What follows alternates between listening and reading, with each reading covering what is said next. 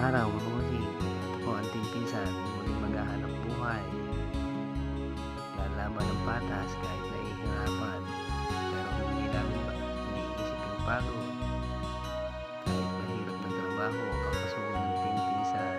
Yan, mga nakamigay pa rin siya kahit nahihirapan o sila daw muna.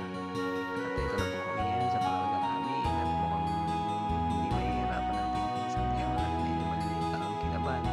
Kasi sa parking San Antonio, matindi, madami